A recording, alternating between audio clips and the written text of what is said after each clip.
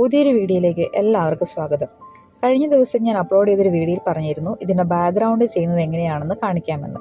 അതാണ് ഇന്നത്തെ വീഡിയോയിൽ. അതിനുവേണ്ടി ഒരു A4 ഷീറ്റ് എടുത്തിട്ടുണ്ട്. A4 ഷീറ്റ് അല്ല ശരിക്കും ഇത് 20 രൂപേൻ്റെ കട്ടിയുള്ളൊരു ചാർട്ട് പേപ്പർ വാങ്ങിയിട്ട് ഞാൻ 4ആയിട്ട് മുറിച്ചതാണ്. അപ്പോൾ ഒരു അത്യാവശ്യം നല്ല കട്ടിയുള്ളൊരു പേപ്പറാണ്.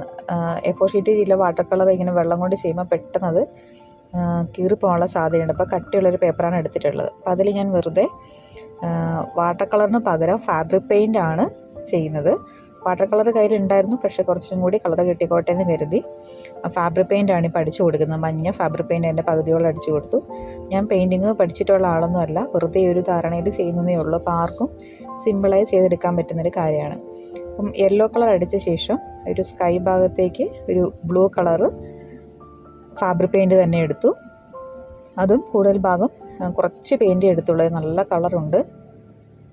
കൂടുതൽ വെള്ളവും കുറച്ച് പെയിൻറ്റും എടുത്തിട്ട് ഇതേപോലെ ജസ്റ്റ് വെറുതെ ഒന്ന് അടിച്ചു കൊടുക്കുക മാത്രമാണ് ചെയ്യുന്നത്.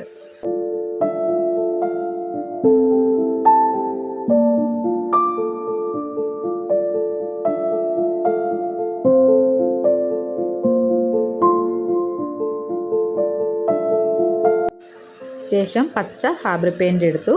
അതും വെള്ളത്തിൽ മിക്സ് ചെയ്തിട്ട് കുറച്ച് കട്ടി കുറച്ചിട്ടാണ് ആദ്യത്തെ കോട്ടിങ് അടിക്കുന്നത്. ഇതേപോലെ വെറുതെ ബ്രഷ് കൊണ്ടുവന്ന് വരയിട്ട് കൊടുക്കുന്ന പോലെ രീതിയിൽ ചെയ്തെടുക്കുകയാണ് ചെയ്യുന്നത്.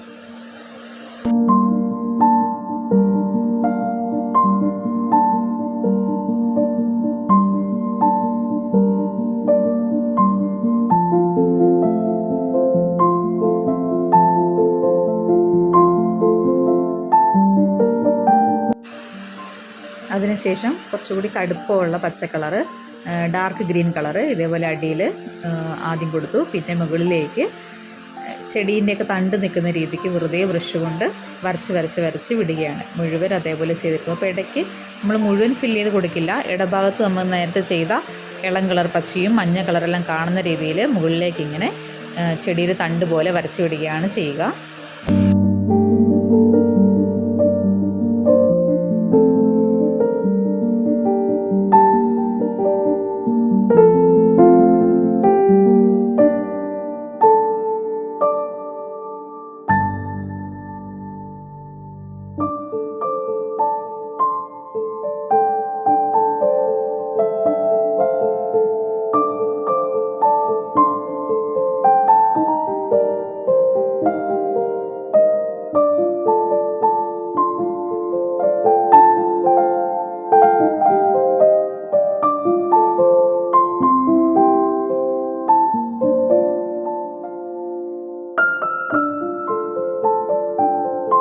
ഇതിൻ്റെ ആകാശത്ത് ഞാൻ കുറച്ച് മേഘങ്ങൾ പോലെ ചെയ്തിട്ടുണ്ട്. ഇത് പഞ്ഞിയാണ്. പഞ്ഞിയിൽ നീല പെയിൻറ്റ് മുക്കിയിട്ട് ഇതേപോലെ ടാപ്പ് ചെയ്ത് കൊടുത്തതാണ്. അതിൻ്റെ വീഡിയോ റെക്കോർഡ് ചെയ്യാൻ വേണ്ടി മറന്നുപോയി.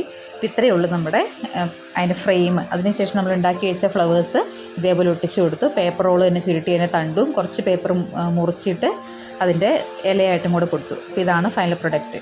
പൂ ഉണ്ടാക്കുന്ന വീഡിയോയും കൂടി കാണണേ.